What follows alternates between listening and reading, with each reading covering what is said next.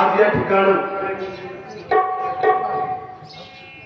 पारंपरिक मंडळाशी निगडीत असलेले जवळजवळ गेली 35 वर्ष पारंपदाचं अध्यक्षस्थान स्वीकारलेले आमचे गुरुश्रवण डॉक्टर नानासाहेब विठ्ठलराव शेडावळे डॉक्टर यांचं प्रथम पुण्यस्मरण या पुण्यस्मरणाच्या निमित्तानं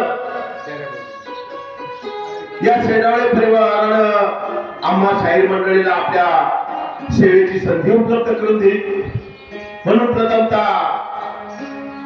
या परिवाराचं समस्त ग्रामस्थांचं आमच्या पार्टीच्या वतीने हार्दिक असं स्वागत करतो आणि वर्षश्राद्ध का करायचं तर या दिवशी त्या आत्म्याला नवीन देह प्राप्त होतो आणि म्हणून कुठेतरी साधू संतांचं कार्याचं वर्णन म्हणून हा पुण्यस्मरणाचा कार्यक्रम आणि म्हणून जीवनात काय केलं पाहिजे हे रामायण सांगतं जीवनात काय नाही केलं पाहिजे हे महाभारत सांगतो आणि जीवनाला कशी रंगत आणली पाहिजे किंवा या जीवनात जन्म मरणाच्या फेऱ्यातून कशी मुक्तता केली पाहिजे हे गीता सांगतो म्हणून वैद्यकीय क्षेत्रात कार्य करीत असलेले डॉक्टर महाराज यांनी नक्कीच भगवंताच्या चरणी जागा त्यांना मिळाली असेल म्हणून कवीने सुंदर असं वर्णन केले प्रथम चरणात कवी काय म्हणतात पहा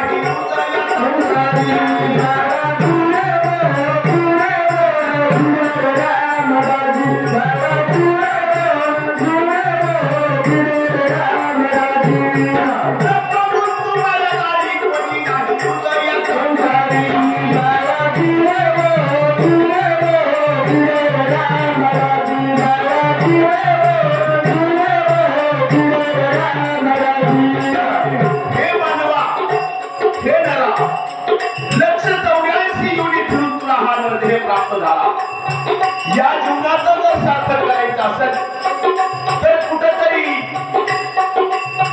सद्गुरूला शरण गेलं पाहिजे कुठेतरी हरीचं नाम घेतलं पाहिजे कारण हा संसार मिथ्या आहे इथं कोणी तुझं असं कोणी नसतं म्हणून एका ठिकाणी अभंग सुंदर असं वर्णन आलंय नाही कुणाचे कोणी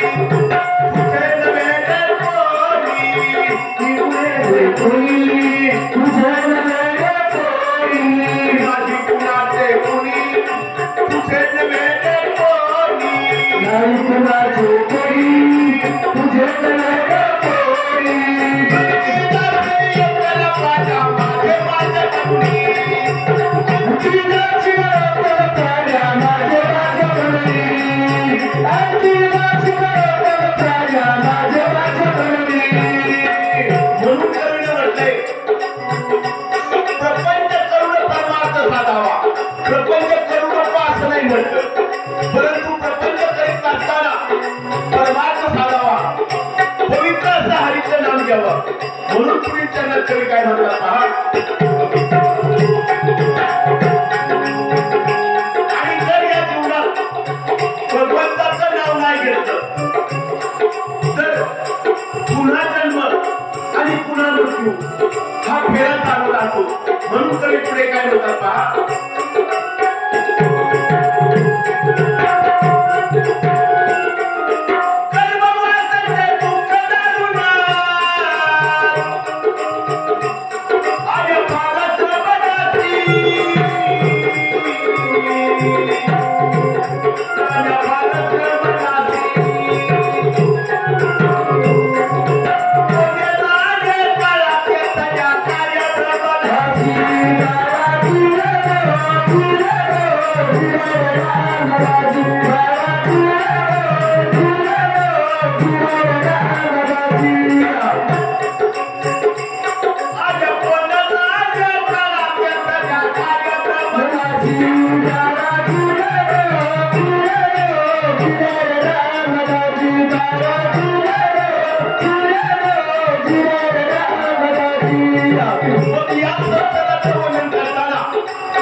आत्मदेवी गणपत बाबा आपल्या चरणात एका कवितेत म्हणतात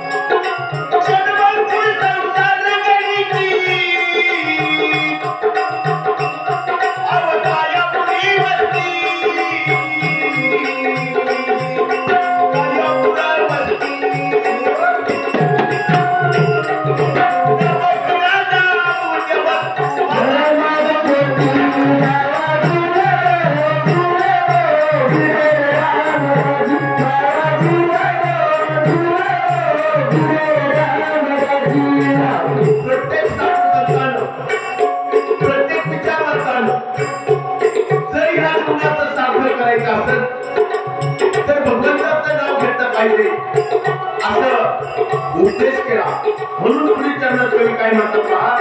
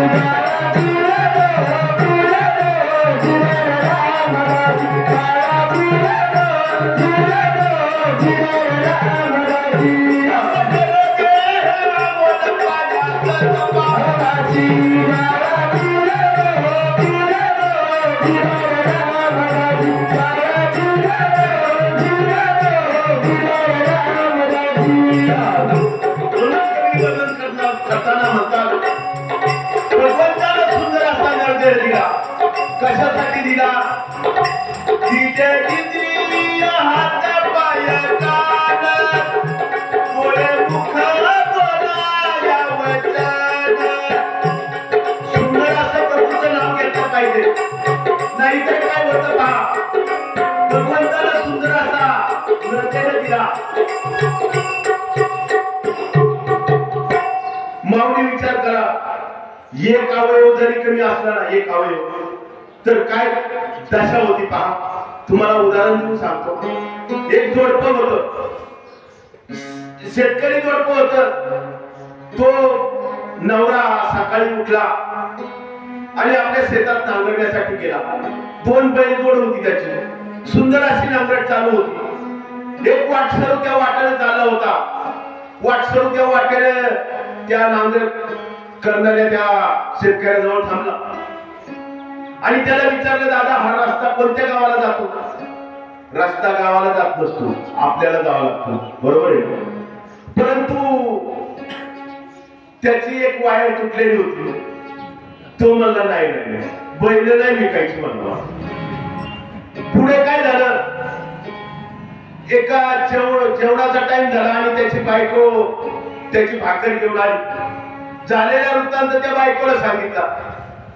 अगं म्हटलं एक वाटसरू होता त्यांनी सांगितलं का तुझी बैल विकायची का मी म्हटलं नाही विकायची तिची बी एक वाय दिल्लीत होती ती म्हटली आता झाला असेल कालवणात मीठ थोडं जास्त मग काही एवढं भांडायचं असतं का पुढे ती सासूबाई घरी आली सुनेला म्हटली अगं कालवणात मीठ आहे नाही आहे काही तपास करते का नाही सुनबाईच्या बाहेर तुटलेल्याच होत्या ती म्हणली नाही नाही नाही या पोळ्याला मला घरी जावंच लागत होतं असं भगवंताने जर हा सुंदर देह दिला सुंदर असे डोळे मुख कान दिले तर त्या भगवंताच्या नामात तल्लीन झालं पाहिजे म्हणून कवीने म्हटलंय नरगे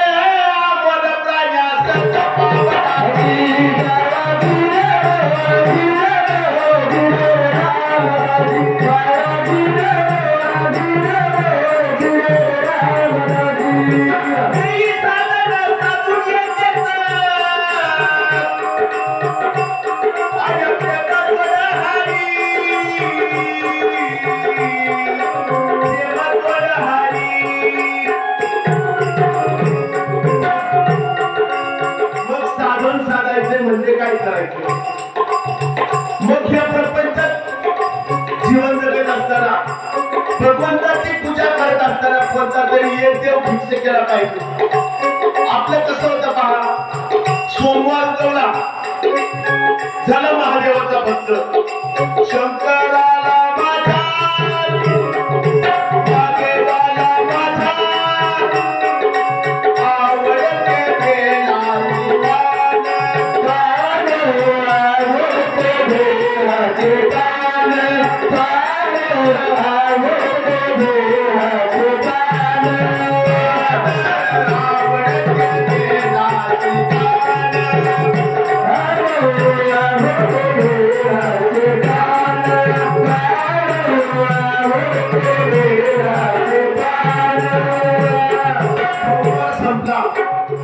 मंगळवारचा दिवस उगवला आणि देवीच्या अंगात रात्रंदिवस देवा तुम्ही मुलगी जातात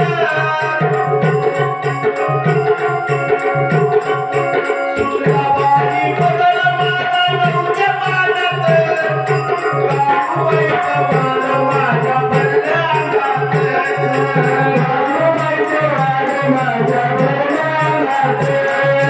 राहुबाईचे वाद माझ्या भरल्या अंगात मंगळवार उजडला आणि देवीच्या अंगात मंगळवारची रात्र संपली बुधवार उजडला पाहावा विठ्ठल बोलावा विठ्ठल पाहावा विठ्ठल बोलावा विठ्ठल बोलावा विठ्ठल पाहावा विठ्ठल बोलावा विठ्ठल चला पांडुरंगाचा भक्त बुधवारची रात्र संपली गुरुवार उजडला रात्रंदिवस देवा तुझी मुक्ती जनात मला ना गेला अंत काल स्वप्नात माझ्या गुरुदेवात काल स्वप्नात आज माझ्या गुरुदेवात काल स्वप्नात आज माझ्या गुरुदेवात गुरुवारची रात्र संपली शुक्रवार उजडला संतोषी माते की जय शुक्रवारची रात्र संपली शनिवार उजडला झाला हनुमंतरायाचा भक्त महारुद्र अवतार हा सूर्यवंशी अनादिनाथ पूर्ण तारावयासी असा चैत्र पौर्णिमेचा जन्म झाला नमस्कार माझा तया महारुतीला शनिवारची रात्र संपली रेवर उजडला अहम वाग्या स्वहम वाग्या प्रेमानंद वारी मल्हारीची वारी मल्हारीची वारी माझ्या मल्हारीची वारी मल्हारीची वारी माझ्या मल्हारीची वारी माझ्या मल्हारीची वारी मल्हारीची वारी माझ्या मल्हारीची वारी मल्हारीची वारी माझ्या मल्हारीची वारी असं जो दिवस उगल त्याप्रमाणे आपला देव बदलतो परंतु वारकरी संप्रदायाचं तसं नाही पहा जगद्गुरु तुकाराम महाराजांनी याचं सुंदर असं वर्णन केलंय देव माझा माझा माझा देव माझा माझा माझा देव माझा माझा मी देवाचा देव माझा माझा माझा देव माझा माझा माझा देव माझा मी देवाचा देव माझा मी देवाचा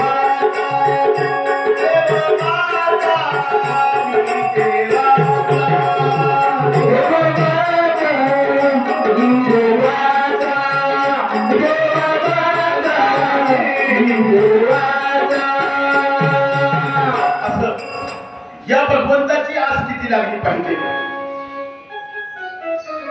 कवयित्री बहिणाबाई आपल्या माहेराचं सुंदर असं वर्णन करतात सासर आणि माहेर याच्यातला फरक तुम्हाला सांगत आहे माहेर म्हणजे ज्या ठिकाणी खाण्याचं स्वातंत्र्य फिरण्याचं स्वातंत्र्य कोणतेही कपडे घालण्याचं स्वातंत्र्य याला माहेर असं म्हणतात आणि याच्या विरोधात जे आहे त्याला सासर असं म्हणतात तुम्हाला हे कदाचित कळणार नाही परंतु थोडासा दाखला देऊन सांगतो एक पोळ्याचा सण आला होता. त्या सासूबाईने त्या सुनबाईला पोळ्या करायला सांगितल्या. पूर्वीच्या सुना ऐकत होत्या, आताच्या सुना नाही ऐकत, कारण सासू तिच्या पुढे गावावर असते. बरोबर आहे का मावळ? मग परंतु ती सुनबाई गरीब होती बिचारी, पोळ्या करायला घेतल्या. पोळ्या करत असताना न जाणं ते पोळ्या करायचं ते काय म्हणतात त्याला, आमच्याकडे लाटणं म्हणतात, तुमच्याकडे काय म्हणतात? लाटणं म्हणतात. बरं, लाटणं. ते लाटणं त्या तेलाच्या वाटीला लागलं आणि वाटीवर तेल सांडलं. सासूबाई लगेच आली. हे शिकवलं का माईनं? हे शिकवलं का बापानं? नाही नाही ते बोलली. आता काय बोलली ह्या महिला मंडळीला चांगलं माहिती, परंतु ती सुनबाई माझ्यासारखी गरीब होती बिचारी. गरीब होती ना, गरीब होती बिचारी, पोळ्या त्या करावं लागतील. मग तिनं त्या आपल्या ननंदबाईला आवाज दिला. ननंदबाई तेवढं तेलाचं कॅन मला काढून द्या.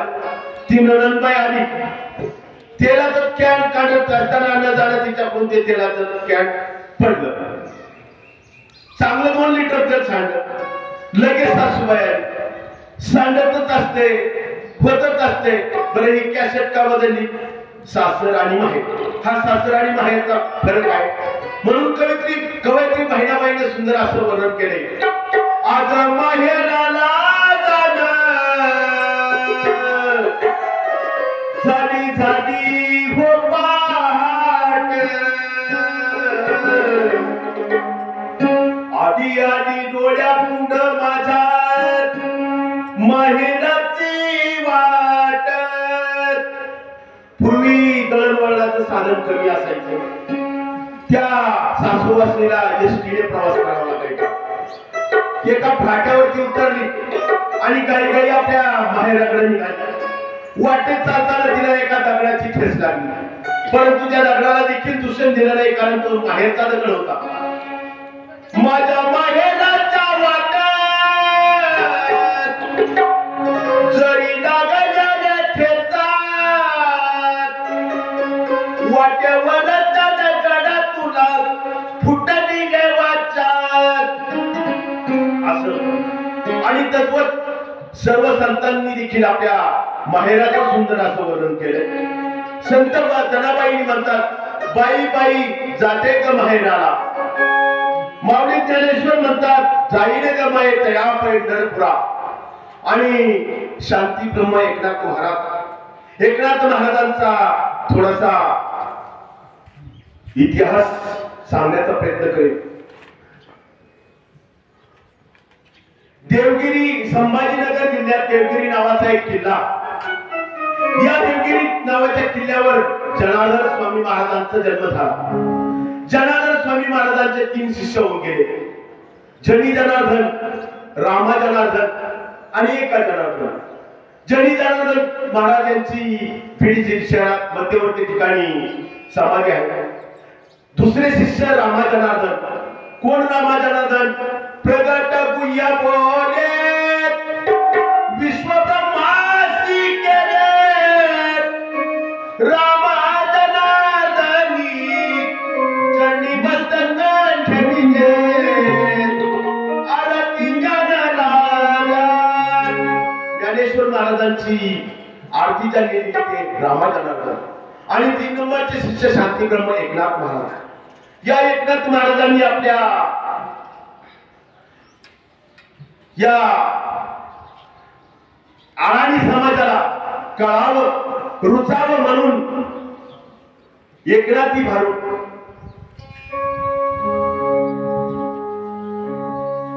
आणि 700 वर्षापूर्वी 350 भारुडाची निर्मिती केली. ही भारुड कशी होती पहा. मोडकेच घर तुटकेच ठप्पर, देवाला देवघर नाही मला दादया नको गबाई, दादया नको गबाई, मला दादया नको गबाई, दादया नको गबाई, मला दादया नको गबाई, दादया नको गबाई, मला दादया नको गबाई, दादया नको गबाई, मला दादया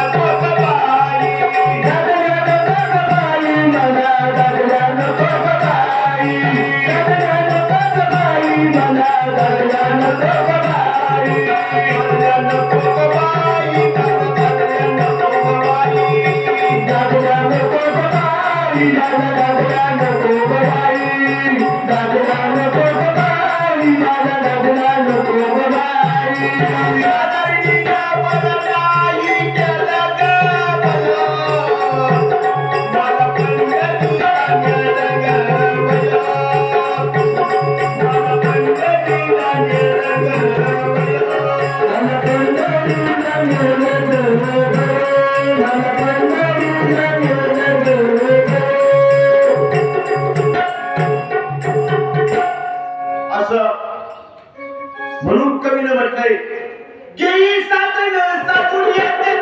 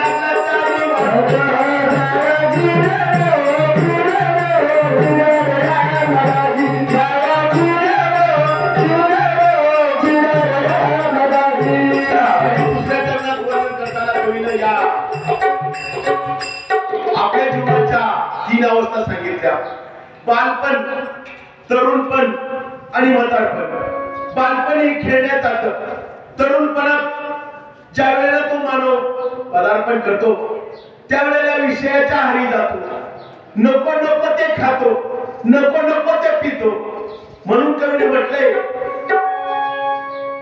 आणि ज्या वेळेला माणूस तरुणपणात प्रवेश करतो त्यावेळेला आपल्या जन्मदात्या आई वडिलांचा तिरस्कार करतो परंतु सत्यश्रेष्ठ तुकोबाराम महाराज यांनी आई वडिलांविषयी सांगितले माई बापे केवळ काशी तेने न जावे तीर्थासी सर्व तीर्थ आई वडिलांच्या चरणाशी सामावलेली आहे ज्या वेळेला कार्तिक स्वामी आणि गणेश महाराज गणपती बाप्पा यांची तीर्थभ्रमणाची पैज लागली त्यावेळेला गणपती बाप्पाने फक्त आपल्या आई वडिलांना प्रदक्षिणा घातली आणि त्याच्या पाठीमागचं कारण म्हणजे सर्व तीर्थ आपल्या आई वडिलांच्या चरणाजवळ आहे म्हणून गणपती बाप्पाच्या आधी देखील कोणीतरी आपल्या आई वडिलांची सेवा केली पाहिजे म्हणून कवीनं पुढे वर्णन करताना म्हटलंय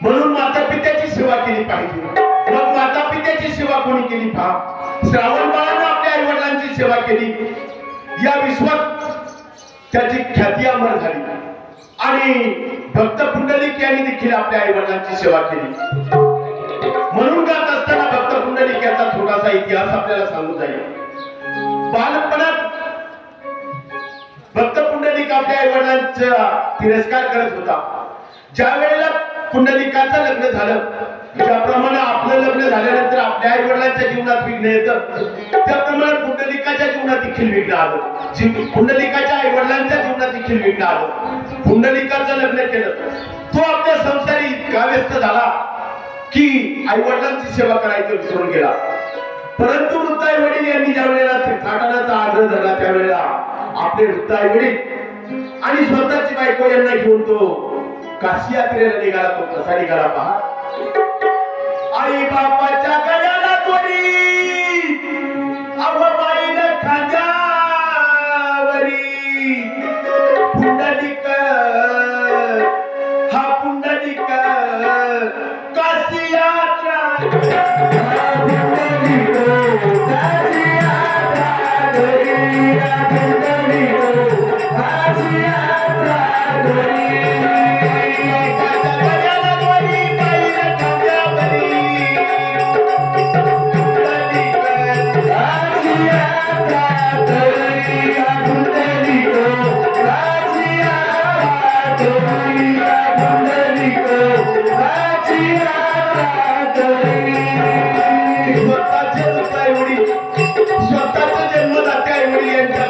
उडी लावली आणि स्वतःची बायको भाज्या सजावं घेतली आणि पुंडलिक तिरकाटाला निघाला. गणगोड अशा जंगलातून जात असताना रात्रीच्या मुक्कामी ते रोहिदास तंबार यांच्याकडे गेले. रात्रीचं जेवण वगैरे आटोपलं. थकलेले भागलेले होते, निवांत झोपी गेले. भड्या पहाटेला अलाराम वाजला. माऊली पूर्वीचा अलाराम वेगळा होता, आताचा अलाराम वेगळा आहे. पूर्वीचा अलाराम काय होता? कोंबडा अडवायचा. आताचा अलाराम वाजला तर उठला, नाही वाजला तर भरोसा नाही. कोंबडा अडवला, त्या आश्रमातील महिला भगिनी जाग्या झाल्या. सुंदर असं साडं संभाषण झालं. आणि पूर्वी चरितार्थासाठी पहाट दळण दळावं लागायचं. सुंदर अशी जात्यावरली ओवी चालू झाली.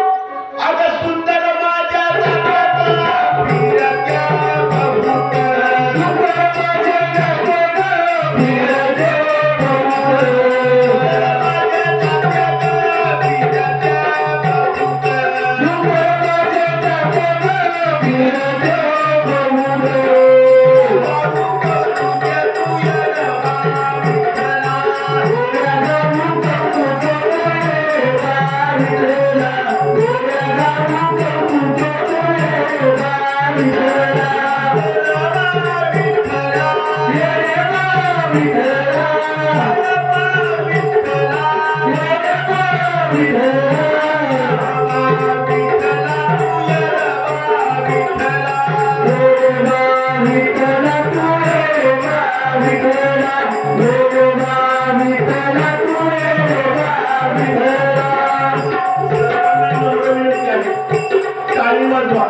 टाळी वाजवण्याची पंचसूत्री आज तुम्हाला सांगत आहे. पोटापुढे टाळी वाजवा, कोणत्याही प्रकारचा गडबड घोटाळा होणार नाही. हृदयापुढे टाळी वाजवा, तुम्हाला अटॅक येणार नाही. तोंडापुढे टाळी वाजवा, तुमचे दात पडणार नाही.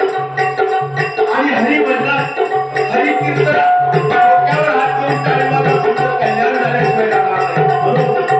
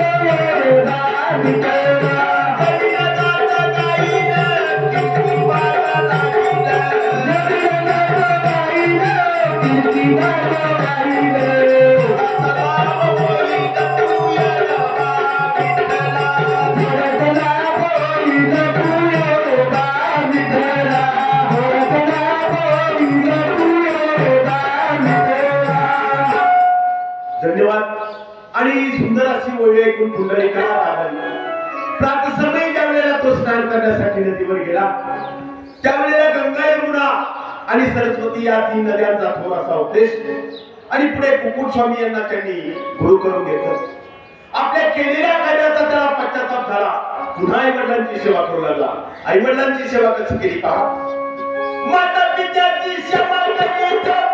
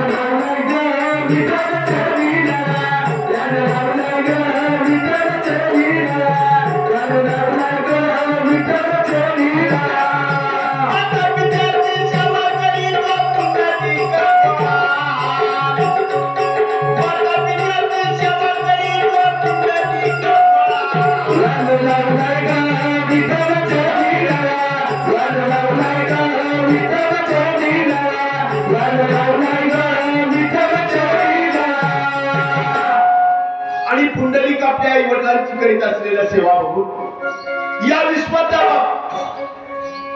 पंढरीचा पांडुरंग साक्षात भेटायला आला. हे पुंडलिका, मी तुला प्रसन्न आहे. काय मागायचे ते माग. देवानी देवा ठीक आहे. जोपर्यंत माझ्या जनी माझ्या आई वडिलांची सेवा पूर्ण होत नाही तोपर्यंत मला तुझ्याकडे येण्यासाठी वेळ नाही. हातातली मीठ भिरकवली. आज 28 युग झाले. पुंडलिकाच्या भेटीसाठी पांडुरंग अजून तिष्ठत उभे आहे. परंतु पांडुरंग म्हटले तरी पण तू काहीतरी मागितलं पाहिजे. देवाने देवा ठीक आहे. ज्या ज्या वेळेला तुझ्या नावाचा जयघोष होईल तुझ्या नावाच्या आधी माझं नाव आला पाहिजे. म्हणून आपण म्हणतो का पुंडलिका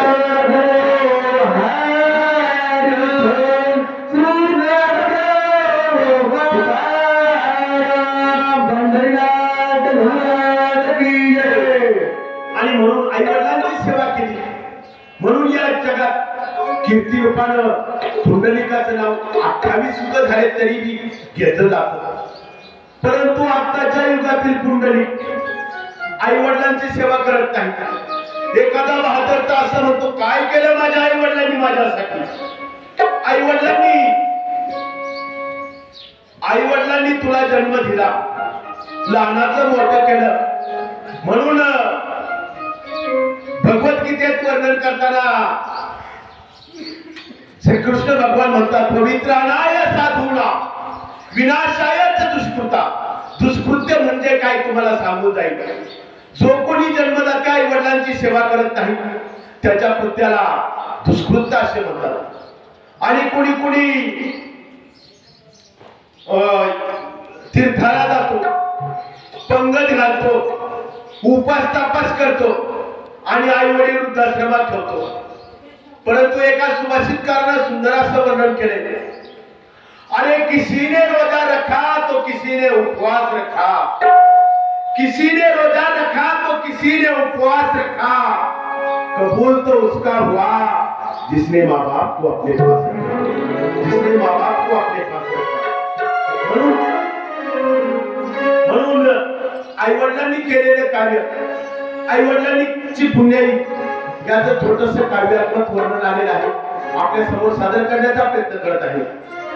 बाप माझा बरे आई माझी पुण्याई गाई बाई, आई माझी पुण्याई गाई बाई, आई माझी पुण्याई गाई बाई.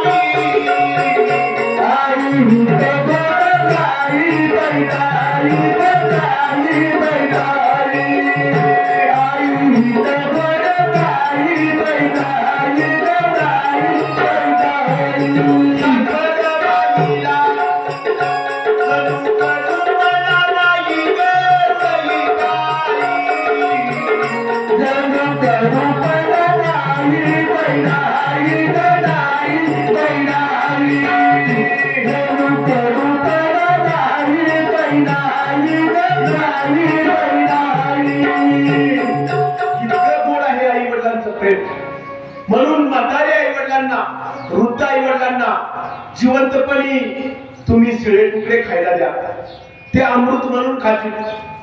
मेल्यानंतर दहाव्याला वर्ष श्राद्धाला लाडू पुरीचं जेवण जरी दिलं ना, ते त्यांच्यापर्यंत पोहोचत नाही.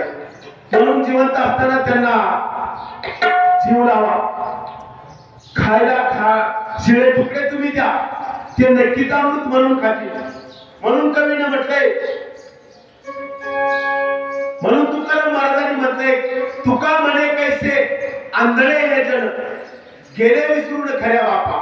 म्हणून कवीने या पदात वर्णन करताना म्हटलंय, माया बाप ते काही मानिला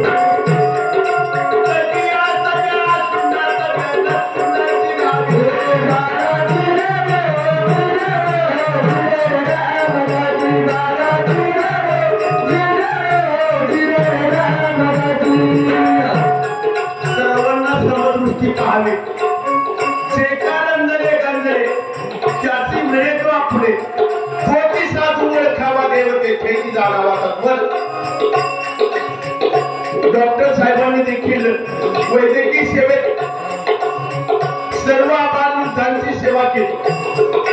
म्हणून त्यांची आज पुण्यस्मरणाचा कार्यक्रम आणि समाज कोणाला ध्यानात ठेवतो, ज्यांनी समाजासाठी कार्य केलं त्यांना ध्यानात ठेवतो. मग ज्या समाजानं संन्यासाची मुलं म्हणून अपमान केला, वाईट टाकलं, परंतु या सकल समाजाच्या कल्याणासाठी वयाच्या 16 वर्षी माऊलीनं बसायला मागितलं, शेखरांची व्यंकटी सांडो, दया सक्कर विरती वाढो, तुला परस्परे पडो होळी मारती. म्हणून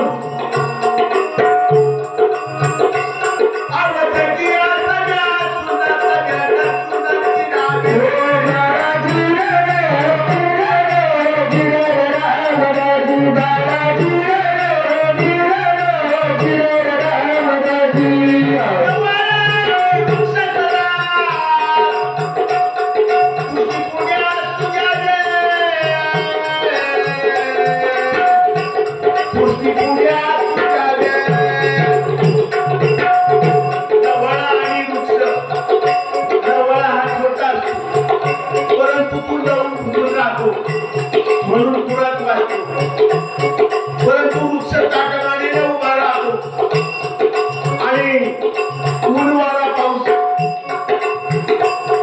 याच्यात उन्मळून पडतो.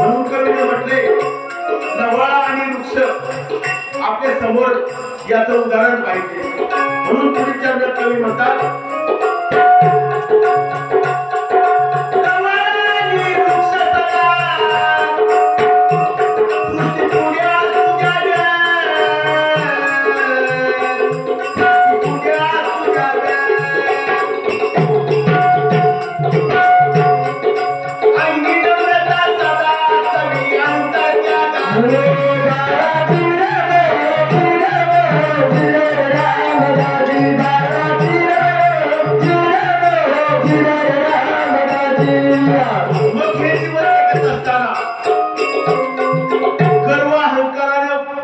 नाही वागलं पाहिजे. म्हणून गर्व केल्यानंतर काय होतं पहा. सुंदर असं काव्य आहे. गर्व केल्यानंतर काय होतं पहा. आवडवड दिसाची जवानी जाईल सरून, प्राण्यावड दिसाची जवानी जाईल सरून, मानव जन्मनी येणार नाही मिळून, दिसाची जवानी जाईल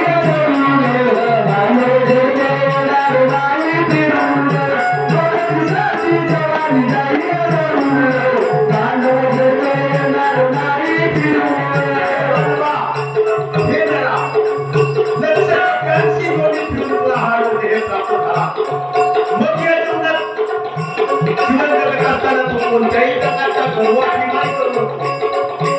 म्हणून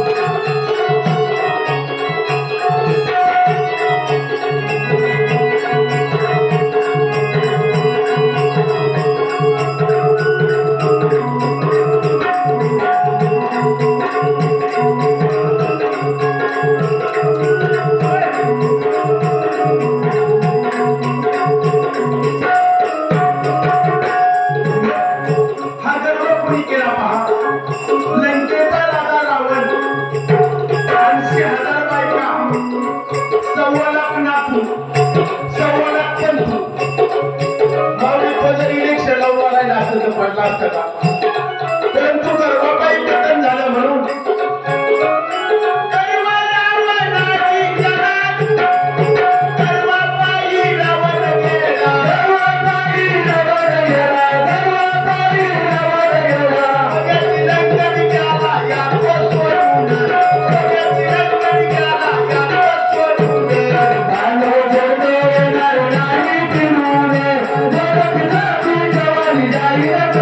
Yeah.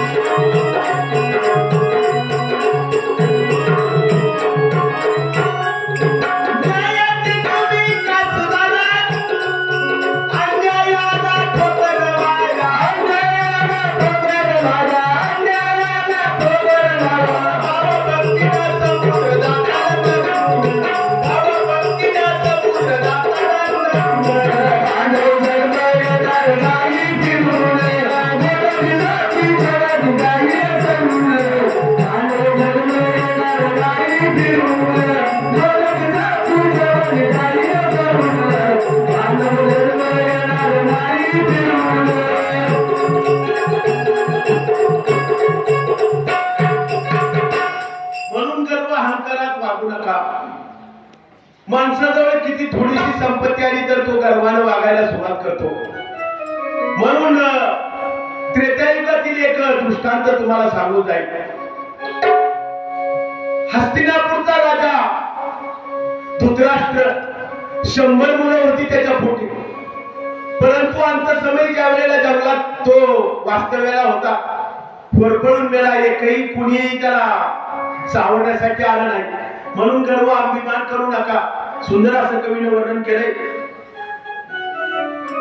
म्हणून कवी म्हणतात, अंगी नम्रता सदा सवी अंतर त्या गावे.